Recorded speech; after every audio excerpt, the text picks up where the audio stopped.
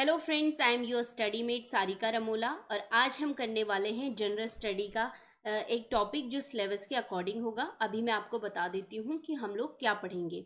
उससे पहले हम देख लेते हैं कि जो एग्ज़ाम आएंगे उत्तराखंड में, कोई भी एग्ज़ाम हो तो उनको किस प्रकार से उन्होंने अंक डिस्ट्रीब्यूट किए हैं पोर्शन के अकॉर्डिंग, उसको मैं आपको थोड़ा बता देती हूँ। ठीक है, चलिए। टोटल जो एग्ज़ाम होगा वो 100 नंबर का होगा। ठीक है, इसे ध्यान रखेंगे।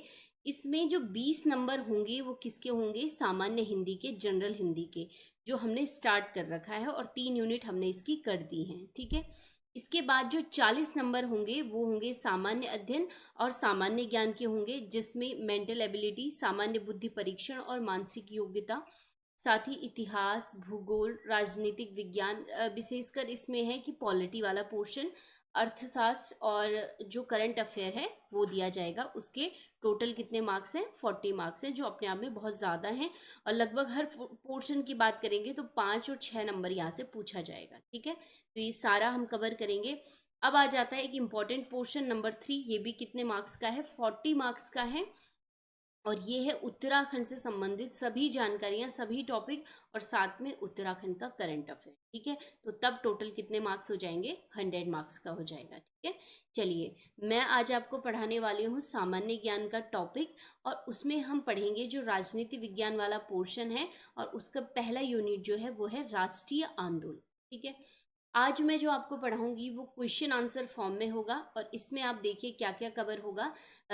राष्ट्रीय जागृति के उदय के कारण, जिसमें राजा राम मोहन राय हो गया, जो भारत में धार्मिक सामाजिक जो सुधार आंदोलन थे। ठीक है, आर्य समाज और रामकृष्ण मिशन, भारत में अंग्रेजी शिक्षा का प्रारंभ। यहाँ पे मैंने 1857 वाला जो पोर्शन है इसको छोड़ रखा है, क्योंकि उसको मैं अलग से पढ़ूंगी। यहाँ से बहुत क्वेश्चन बनते हैं। ठीक है, और साथ में भारत में छापे खाने का प्रारंभ। ठीक है, ये वाले पोर्शन हम इसको कवर करेंगे, और मैं क्वेश्चन आंसर फॉर्म में आपको करवा रही हूँ। अगर आपको ठीक लगता है तो ठीक है, अदरवाइज मैं इनको टॉपिक वाइज पढ़ा सकती हूँ। और जो ये टॉपिक हैं इनसे मैंने वो सारे क्वेश्चन बनाए हैं जो पूछे जाते हैं, और अगर आप क्वेश्चन फॉर्म में भी तैयार करते हैं तो वो भी चलेगा।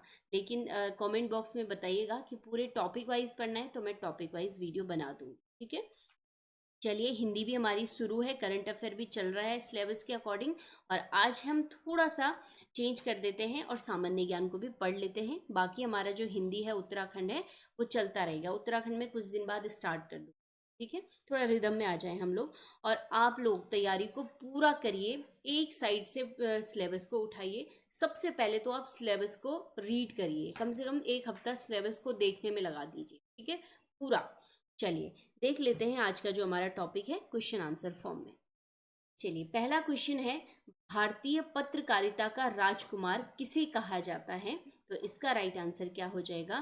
कृष्णोदास पाल को कहा जाता है भारतीय पत्रकारिता का राजकुमार। ठीक है, चलिए। नेक्स्ट क्वेश्चन है, राजा राम मोहन रॉय ने ब्रह्म समाज की स्थापना कब की? अगर यहाँ पे थोड़ा कोई मिस्टेक होगी वर्तनी में, स्पेलिंग में, तो फॉन्ट की प्रॉब्लम की वजह से हुआ होगा। ठीक है, स्थापना कब हुई? तो राइट आंसर क्या हो जाएगा? ब्रह्म समाज की जो स्थापना हुई वो 1828 में हुई थी, और कहाँ पे? कलकत्ता में हुई थी। ठीक है, इसे ध्यान रखेंगे। और किसने की थी? राजा राम मोहन रॉय ने। इसका जो उद्देश्य था वो ये था कि जो हिंदू समाज में बुराइयां हैं, कुरीतियां हैं, उनको खत्म करना था। ठीक है, जैसे सती प्रथा हो गई, बहु विवाह जो होता था, उससे लेके जाति प्रथा से लेके, ठीक है, इन सब को क्या करना था? खत्म करना था। साथ ही भारत में जो आधुनिक शिक्षा थी उसका प्रचार प्रसार करना था ब्रह्म समाज के द्वारा। और कौन? राजा राम मोहन रॉय। तो इसे याद रखेंगे, और कहाँ पे स्थापना हुई ये चीजें क्लियर रखेंगे। चलिए, नेक्स्ट क्वेश्चन है, रामकृष्ण मिशन की स्थापना कहाँ पर की गई थी? तो राइट आंसर क्या हो जाए इसका? बारानगर हो जाएगा। ठीक है, राइट आंसर। और कहाँ पे है ये? कलकत्ता में है, इसे भी ध्यान रखेंगे। ठीक है, चलिए। कई बार क्या होता है, पूछ लिया जाता है, और पर्टिकुलर स्थान भी पूछ लिया जाता है। इसी के साथ अगर हम देखेंगे तो रामकृष्ण मिशन की जो स्थापना हुई थी वो कब हुई थी? 1897 में। और किसने की थी? स्वामी विवेकानंद ने। ठीक है, ये क्वेश्चन काफी बार पूछा जाता है। विवेकानंद ने की थी। और इसका उद्देश्य क्या था? ये जो आंदोलन चले आ रहे हैं, इनका सबका उद्देश्य था कि भारत के जो सुधार है, चाहे वो मनुष्य के शारीरिक, मानसिक और आर्थिक जो उन्नति है, उन सब का विकास करना था इन मिशनों का मेन उद्देश्य।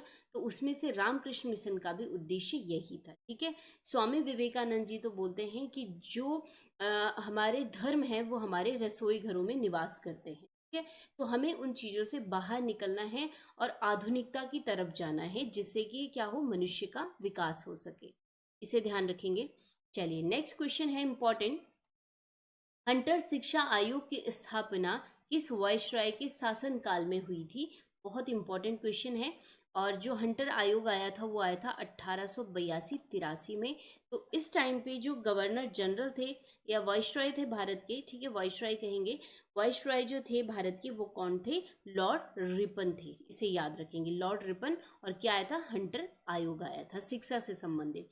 अब आप देखिए कि हंटर आयोग क्यों आया था? जो प्राइमरी एजुकेशन है इसका निरीक्षण करने के लिए और साथ ही सुझाव देने के लिए। क्योंकि हंटर आयोग ने क्या पाया कि जो भारत में प्राइमरी एजुकेशन है इस पर काम नहीं हुआ है। ठीक है, तो साथ ही उन्होंने प्राइमरी एजुकेशन पे भी बात की थी। इसके साथ साथ उन्होंने कहा जो मध्यम स्तरीय जो शिक्षा है और हायर एजुकेशन है उन सब पे इन्होंने सुझाव दिए। और बेसिकली अगर आया कि किस शिक्षा की बात की है तो प्राइमरी शिक्षा पे ज़्यादा जोर दिया। ठीक है, चलिए नेक्स्ट क्वेश्चन इंपॉर्टेंट। कलकत्ता में फोर्ट विलियम कॉलेज की स्थापना किस वर्ष हुई? जब मैंने आपको हिंदी वाला टॉपिक बताया था तो आपको बताया था कि देवनागरी लिपि और जो हिंदी भाषा है इसके विकास में भी काफ़ी योगदान रहा था फोर्ट विलियम कॉलेज का। तो इस कॉलेज की जो स्थापना हुई थी वो कब हुई थी? 1800 में हुई थी, याद रखना। ठीक है, और कहाँ पे? कलकत्ता में हुई थी। अब जो इसका उद्देश्य था वो क्या था कि जो सिविल सेवा होती है, सिविल सर्विसेज, इसमें चुने हुए अभ्यर्थियों के प्रशिक्षण के लिए इस कॉलेज की स्थापना की गई थी। और किसके द्वारा? लॉर्ड वेलेस्ली के द्वारा। ठीक है, ये क्वेश्चन भी बहुत बार पूछा जाता है, लॉर्ड वेलेस्ली के द्वारा। ठीक है, फोर्ट विलियम कॉलेज की स्थापना कलकत्ता में 1800 में की गई। चलिए नेक्स्ट इंपॉर्टेंट क्वेश्चन। शिक्षा के क्षेत्र में अधोमुखी निस्यंदन सिद्धांत किस गवर्नर जनरल द्वारा लागू किया गया? ठीक है, गवर्नर जनरल कौन थे तब? तो इसका राइट आंसर क्या हो जाएगा? ऑकलैंड हो जाएगा। अभी मैं आपको थोड़ा सा इसको डिस्क्राइब कर लेती हूँ। ठीक है, जो ये सिद्धांत है इसको बोलते हैं डाउनवर्ड फिल्ट्रेशन थ्योरी कहते हैं। ठीक है, क्या कहते हैं? डाउनवर्ड फिल्ट्रेशन थ्योरी कहते हैं। अब आप देखिए, जो ये फिल्ट्रेशन थ्योरी थी इसको मैं पहले आपको समझा देती हूँ कि ये होता क्या है। देखिए, एक थे मैकाले। ठीक है, और प्रसिद्ध क्यों है मैकाले? क्योंकि भारत में जो अंग्रेजी शिक्षा का माध्यम किया गया था ये इनकी रिकमेंडेशन के कारण किया गया था, मैकाले के रिकमेंडेशन के कारण। तो इन्होंने एक थ्योरी दी। इन्होंने कहा कि क्यों ना हम एजुकेशन को क्या करें, पहले उच्च वर्ग को दें। ठीक है, उच्च वर्ग को जब हम एजुकेशन देंगे तो धीरे धीरे वो जो एजुकेशन है वो निम्न वर्ग, मध्यम वर्ग तक छन के खुद ही आ जाएगी। लेकिन भारत में ये सफल नहीं हुआ। इनका लॉजिक था कि जो निम्न वर्ग के लोग होते हैं वो उच्च वर्ग के लोगों की कॉपी करते हैं, नकल करते हैं। तो एजुकेशन को भी ऐसे ही हम लोग फॉलो करवा सकते हैं भारत में। लेकिन इंडिया में क्या हुआ, ये पूरी तरीके से फेल हो गया था। लेकिन मैकाले की जो ये थ्योरी थी ये ऑकलैंड को बहुत पसंद आई थी, उन्होंने समर्थन किया था इसका। और जब ऑकलैंड गवर्नर जनरल बने थे भारत के तो इन्होंने इसको लागू कर दिया। ठीक है, जो पूरी तरीके से फेल हुई थी। और एक चीज और याद रखना है कि मैकाले के कहने पर ही, इनके सुझाव पर ही भारत में जो शिक्षा का माध्यम था वो अंग्रेजी था। ठीक है, यहां से क्वेश्चन पूछा जाता है। चलिए नेक्स्ट क्वेश्चन देख लेते हैं। सर्वप्रथम प्रेस पर सेंसरशिप किसने लागू किया था? तो राइट आंसर क्या हो जाएगा? लॉर्ड वेलेस्ली हो जाएगा। ठीक है, इसे ध्यान रखेंगे आप। अब आप देखिए, अगर हम आज का एग्जाम्पल लेके देखें तो अगर आज किसी भारत हो या कोई भी देश हो, अगर किसी भी एरिया में कोई चीज़ क्या होती है, कोई दंगे होते हैं या कोई भी ऐसी चीज़ फैलती है जो फैलनी नहीं चाहिए समाज में, तो सरकार क्या करती है कि उसको कट करने के लिए, उस चीज़ को फैलने से रोकने के लिए क्या करती है, नेटवर्क को वहाँ का बंद कर देती है, इंटरनेट सेवा को बंद कर देती है ताकि वो चीज़ें फैले नहीं। तो ब्रिटिश ने क्या किया, तब भारत में माध्यम क्या थे, पत्र पत्रिकाएं थी, समाचार पत्र थे, ये माध्यम थे भारत के लोगों का आपस में जुड़ने का। किस प्रकार से ब्रिटिश हमारा शोषण कर रहे हैं ये वही चीज़ें दिखाती थी अखबार और पत्र पत्रिकाएं। तो ब्रिटिश ने क्या कर दिया, कुछ ऐसे नियम बना दिए कि जब भी ऐसे समाचार पत्र जो न्यूज़पेपर हैं इनका जब प्रकाशन होगा तो उस पर कठोर नियम लगा दिए कि वो सरकार जब देखेगी कि किस प्रकार की इसमें न्यूज है उसके बाद उनको क्या करेगी, संपादित करेगी। तो उसे क्या कहते हैं, सेंसरशिप कहते हैं, कि सरकार के परमिशन से। ये किसने किया था सबसे पहले, लॉर्ड वेलेस्ली ने। ठीक है?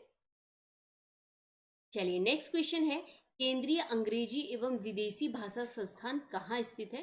डायरेक्ट क्वेश्चन है तो राइट आंसर क्या हो जाएगा, हैदराबाद हो जाएगा। चलिए नेक्स्ट क्वेश्चन है, राष्ट्रीय प्रेस का संस्थापक किसे माना जाता है। तो राइट आंसर क्या हो जाएगा, राजाराम मोहन रॉय को माना जाता है। ठीक है, ये भी डायरेक्ट क्वेश्चन है, राष्ट्रीय प्रेस का संस्थापक राजाराम मोहन रॉय। चलिए नेक्स्ट क्वेश्चन है, एशियाटिक सोसाइटी ऑफ बंगाल की स्थापना किसके द्वारा की गई। तो राइट आंसर क्या हो जाएगा, सर विलियम जोन्स के द्वारा की गई। और ये क्वेश्चन बहुत बार पूछा गया है। और कब की गई, 1784 में एशियाटिक सोसाइटी ऑफ बंगाल की स्थापना सर विलियम जोन्स, 1784। ये सारे क्वेश्चन पूछे गए हैं। ठीक है, चलिए नेक्स्ट क्वेश्चन है, भारत में अंग्रेजी शिक्षा का मैग्ना कार्टा किसे कहा जाता है। जो अंग्रेजी शिक्षा का अधिकार घोषणा पत्र था वो किसे कहा जाता है। तो राइट आंसर क्या आ जाएगा, 1854 में जो वुड डिस्पैच था इसे कहा जाता है। ठीक है, ये क्वेश्चन तो अनलिमिटेड टाइम आया था। अब देखिए इस शिक्षा की खासियत थी कि इस टाइम पे क्वेश्चन और आता है कि इस टाइम पे जो गवर्नर जनरल थे वो कौन थे। तो लॉर्ड डलहौजी थे। ठीक है, इसे याद रखना है, डलहौजी। लॉर्ड डलहौजी थे जब ये वुड डिस्पैच आया था शिक्षा का। ठीक है, अंग्रेजी शिक्षा का। अब देखिए इसमें क्या कहा गया था कि अंग्रेजी शिक्षा का प्रचार प्रसार करना इनका मेन मोटो था, साथ ही महिलाओं की शिक्षा पर भी इन्होंने जोर दिया था। और वुड डिस्पैच ने क्या कहा था कि जो प्राइमरी स्कूल हैं इनमें मातृभाषा में भी शिक्षा दी जा सकती है, लेकिन जब हायर एजुकेशन की बात आएगी तो वहाँ पर प्रेफरेंस किसे दिया जाएगा, इंग्लिश को दिया जाएगा, इंग्लिश ही माध्यम होगा फिर। लेकिन इसके बाद अगर आप देखेंगे तो 1857 की क्रांति हो जाती है, जो भारत का प्रथम स्वतंत्रता संग्राम आंदोलन था, तो इसकी वजह से ये अप्लाई नहीं हो पाया था। ठीक है, चलिए इसे याद रखेंगे। नेक्स्ट क्वेश्चन है, ब्रिटिश शासन काल में किचनर टेस्ट क्या था। तो राइट आंसर क्या हो जाएगा, सैनिकों की योग्यता की जांच हेतु आयोजित की जाने वाली एक परीक्षा थी जिसे किचनर टेस्ट कहा जाता था।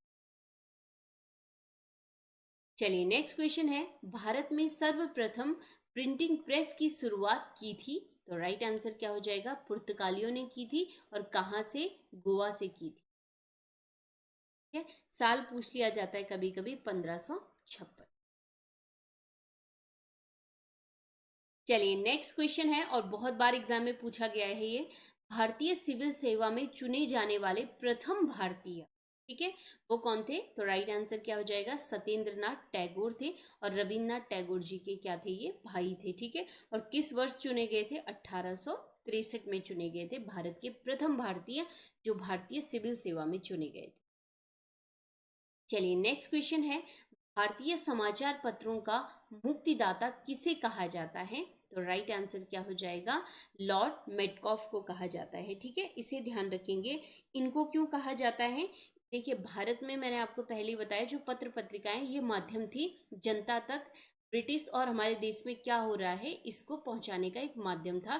तो बहुत सारे क्या हुए, प्रतिबंध हमारे उन पे लगे। ठीक है, इस पे समाचार पत्रों पे। तो ऐसा ही प्रतिबंध बहुत बार लगा, 1823 में भी एक प्रतिबंध लगा था।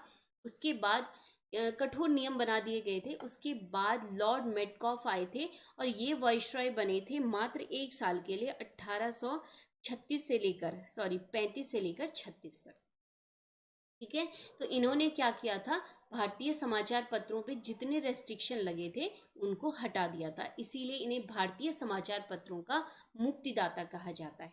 और कई लोग क्या करते हैं बच्चे, यहाँ पे लॉर्ड रिपन आंसर कर देते हैं कई बार, जो गलत है, क्योंकि वर्नाकुलर प्रेस एक्ट को रिपन ने हटाया था, ना कि सभी समाचार पत्रों को इन रेस्ट्रिक्शन से मुक्त किया था। तो इस क्वेश्चन को यहाँ पे समझ लीजिए। ठीक है, चलिए नेक्स्ट क्वेश्चन है, जेम्स अंगस्टन हिकी ने बंगाल गजट के नाम से सर्वप्रथम समाचार पत्र कब प्रकाशित किया था? तो इसका राइट आंसर क्या हो जाएगा, 1780 में किया था। जो बंगाल गजट है वो क्या है, सबसे पहला समाचार पत्र है, और इसकी जो भाषा थी वो क्या थी, अंग्रेजी। ठीक है, ये क्वेश्चन भी पूछा जाता है कि किस लैंग्वेज में था। चलिए नेक्स्ट 17वां क्वेश्चन है, भारत में सरकारी सेवाओं में नियुक्ति के लिए किस वर्ष अंग्रेजी को अनिवार्य विषय बना दिया गया? तो राइट आंसर क्या हो जाएगा, 1844 में बना दिया गया था। ठीक है, सिविल सेवाओं के लिए अंग्रेजी विषय को अनिवार्य कर दिया गया था। चलिए नेक्स्ट क्वेश्चन है इंपॉर्टेंट, ब्रिटिश भारत में सरकारी कार्यों में फारसी की जगह अंग्रेजी भाषा का प्रयोग कब से किया जाने लगा? तो इसका राइट आंसर क्या हो जाएगा, 1837 हो जाएगा। और जब मैं आपको पढ़ा रही थी भारतेंदु हरिश्चंद्र देवनागरी लिपि में, तो मैंने आपको बताया था कि उन्होंने क्या कहा था भारतेंदु हरिश्चंद्र ने, कि भारत ही एक ऐसा देश है जहाँ के शासकों की भाषा भी सरकारी कामों में नहीं यूज होती है, बल्कि कोई और ही भाषा, यानी शासक उस समय हमारे कौन थे, ब्रिटिश थे, तो ब्रिटिशों की भाषा तो क्या थी, अंग्रेजी थी, तो अंग्रेजी का प्रयोग वो करते नहीं थे, किसका कर रहे थे, फारसी का कर रहे थे, और ना ही हमारी मातृभाषा यानी हिंदी का प्रयोग कर रहे थे। तो भारतेंदु हरिश्चंद्र जी ने एक पत्र, एक व्यंग लिख के कहा था। इसके बाद अंग्रेजी को 1937 में सरकारी कार्यों के लिए प्रयोग किया जाने लगा। ठीक है, सब चीजें एक एक दूसरे से कोरिलेट होती हैं, उस चीज को समझना है। चलिए 19वां क्वेश्चन है, भारत में सिविल सेवा का जन्मदाता किसे माना जाता है? तो राइट आंसर क्या हो जाएगा, कार्नावालिस को। ठीक है, लॉर्ड कार्नावालिस को। 20वां क्वेश्चन है, शिक्षा के क्षेत्र में हुए विकास की समीक्षा हेतु साइमन कमीशन ने किस समिति की स्थापना की? तो राइट आंसर क्या हो जाएगा, हार्टो कमेटी की। ठीक है, हार्टो कमेटी की स्थापना की थी कब, 1929 में। ठीक है, इसने भी जो मेन फोकस रखा था वो प्राइमरी एजुकेशन पे ही रखा था, और इसका जो नेतृत्व किया था वो किया था सर फिलिप हार्टो। इसे याद रखेंगे और इसका साल याद रखेंगे। चलिए नेक्स्ट क्वेश्चन है, इंपीरियल कैडेट कोर यानी आईसीसी की स्थापना किस वर्ष की गई थी? तो राइट आंसर क्या हो जाएगा, 1901 में की गई थी, और उद्देश्य क्या था इसका, कि जो पेशेवर सैन्य प्रशिक्षण होता है उसको दिलाता था आईसीसी। ठीक है, और इसकी स्थापना किसने की थी, लॉर्ड कर्जन ने। याद रखिएगा, कर्जन से रिलेटेड बहुत सारे क्वेश्चन आते हैं एग्जाम में। ठीक है, तो इसे भी हम लोग देख लेंगे, फिलहाल आप भी अपने से देखते रहिएगा क्वेश्चन और क्या क्या पुटअप हो सकते हैं। 22वां क्वेश्चन है, भारत में आधुनिक शिक्षा का जन्मदाता किसे कहा जाता है, किसे माना जाता है? तो राइट आंसर क्या हो जाएगा, चार्ल्स ग्रांट को माना जाता है। और इसे क्वेश्चन को यहाँ पे कंफ्यूज नहीं होना है, क्योंकि भारत में जन्म आधुनिक शिक्षा का मतलब सिर्फ और सिर्फ अंग्रेजी से मतलब नहीं था, बल्कि जो विचार और जो शिक्षा है, नए आयाम है शिक्षा के, उससे मतलब था। ठीक है, तो आधुनिक शिक्षा का जो जन्मदाता था भारत में वो चार्ल्स ग्रांट थे। ठीक है, अगर कंफ्यूजन हो रहा है तो एक और क्वेश्चन आप देखिए, यहाँ पे क्लियर करिए इसे, कि भारत में आधुनिक शिक्षा का अग्रदूत किसे माना जाता है? तो इसका राइट आंसर क्या हो जाएगा, राजा राम मोहन रॉय को माना जाता है। ठीक है, अब मैंने कहा भारत में आधुनिक शिक्षा का जन्मदाता चार्ल्स ग्रांट को माना जाता है, और जो ब्रह्म समाज की स्थापना राजा राम मोहन रॉय द्वारा की गई थी, उसका एक उद्देश्य क्या था, कि भारत के लोगों को आधुनिक शिक्षा से जोड़ना। तो इस चीज के वो अग्रदूत यानी सैनिक बन के आगे आगे उन्होंने लोगों के अंदर प्रचार प्रसार जो आधुनिक शिक्षा का करा था, भारत में राजा राम मोहन रॉय ने करा। ठीक है, तो दोनों क्वेश्चन को समझ के करिए। चलिए नेक्स्ट क्वेश्चन है, गदर पत्र का प्रकाशन कब हुआ था? तो राइट आंसर क्या हो जाएगा? 1913 में हुआ था। और किसने इसका प्रकाशन किया था? लाला हरदयाल ने किया था। ठीक है, अमेरिका के सैन फ्रांसिस्को में, ठीक है, यूएसए के सैन फ्रांसिस्को में गदर पत्र का प्रकाशन किया था 1913 में। चलिए नेक्स्ट क्वेश्चन है इंपॉर्टेंट, वर्नाक्यूलर प्रेस एक्ट कब लागू किया गया था? तो इसका राइट आंसर क्या हो जाएगा? 1878 में इसे लागू किया गया था। और अब क्वेश्चन पूछा जाता है यहाँ पे कि इस टाइम पे भारत के वॉइसरॉय कौन थे? ठीक है, अब मैं कहीं पे वॉइसरॉय बोल रही हूँ, कहीं पे गवर्नर जनरल बोल रही हूँ, तो मैं आपको यहाँ पे बता दूं कि 1858 के एक्ट में, ये भी मैं आपको चार्टर पढ़ाऊंगी, ठीक है, 1858 के एक्ट में कहा गया कि जो भारत का गवर्नर जनरल होगा, अब उसको क्या कहा जाएगा? वॉइसरॉय कहा जाएगा। ठीक है, भारत का वॉइसरॉय कहा जाएगा 1858 के बाद। तो वर्नाकुलर प्रेस एक्ट जब लागू किया गया था, यानी कुल मिलाकर जो भारतीय पत्र पत्रिकाएं थी उन पर क्या किया गया? एक बार फिर से कठोर प्रतिबंध लगा दिए गए। तो ये लागू कब किया गया था? 1878 में किया गया था। जो वर्नाकुलर प्रेस एक्ट है, इसको देखिए एक और नाम से जाना जाता है, गैंगिंग एक्ट के नाम से जाना जाता है। ठीक है, इसे याद रखेंगे। गैंगिंग एक्ट किसे कहते हैं? तो वर्नाकुलर प्रेस एक्ट को कहते हैं। साथ ही इसका एक और नाम था, क्या था? भारतीय भाषा प्रेस अधिनियम या एक्ट। ठीक है, मैं लिख देती हूँ यहाँ पे, भारतीय भाषा प्रेस। ठीक है, इसे ध्यान रखेंगे। और काम क्या था कि जो पत्र पत्रिकाएं हैं भारतीय भाषाओं की, उन पर बहुत कठोर नियम लागू किए। और यही, और मैंने आपको बता दिया कि गवर्नर कौन था तब हमारे, सॉरी, वाइसरॉय कौन थे? लिटन थे, लॉर्ड लिटन थे। ये क्वेश्चन पूछा। अब वर्नाकुलर प्रेस एक्ट को हटाया, समाप्त किसने किया था? लॉर्ड रिपन ने। इसे याद रखना। ठीक है, लॉर्ड रिपन ने। तो सब इसी वजह से क्या समझ देते हैं बच्चे कि लॉर्ड रिपन को भारतीय प्रेस का मुक्तिदाता माना जाता है, जबकि ये नहीं है, लॉर्ड मेटकॉफ को माना जाता है। ठीक है, चलिए ये हो गया क्लियर। चलिए 26वां क्वेश्चन है, फ्री हिंदुस्तान, इसका नाम था स्वतंत्र हिंदुस्तान अखबार। ठीक है, किसके द्वारा चलाया गया था? तो राइट आंसर क्या हो जाएगा? तारकनाथ दास द्वारा चलाया गया था ये। ठीक है, इसका जो टाइम पीरियड है वो 1908-9 में ये स्टार्ट किया गया था। और इसने भी भारत के स्वतंत्रता आंदोलन में बहुत सहयोग किया। ठीक है, चलिए नेक्स्ट क्वेश्चन है, ये क्वेश्चन बहुत बार पूछा जाता है कि पत्रकारिता के लिए जेल जाने वाले प्रथम भारतीय कौन? ठीक है, तो राइट आंसर क्या हो जाएगा? बाल गंगाधर तिलक हो जाएगा। इसे याद कर लीजिए, बहुत बारी क्वेश्चन पूछा। चलिए नेक्स्ट क्वेश्चन है, निम्न में सुमेलित नहीं है। चार ऑप्शन दिए गए हैं, कोई एक है जो सुमेलित नहीं है, देख लेते हैं। पहला दिया है केसरी, एक पत्र था, किसका? बाल गंगाधर तिलक, तो ये भी बिल्कुल सही है। संवाद कौमुदी, राजाराम मोहन राय, ये भी ठीक है। द इंडिपेंडेंट, मोतीलाल नेहरू, ये भी ठीक है। तो रस्त गिरफ्तार, गुफ्तार, जो आधा फा आना था यहाँ पे, ठीक है, रस्त गुफ्तार, ये किसका था? ये था दादा भाई नारोजी का। इसे याद रखना है। तो ये सुमेलित नहीं है, और इसको आप लिख लीजिए, किसका था ये? दादा भाई नारोजी। ठीक है, इसे याद रखेंगे, ये सुमेलित नहीं है इसमें। नेक्स्ट क्वेश्चन है, निम्न में से किस आंदोलन का उद्देश्य अस्पृश्यता, पशु बलि, जाति प्रथा, झूठे कर्मकांड का विरोध करना था? तो राइट आंसर क्या हो जाएगा?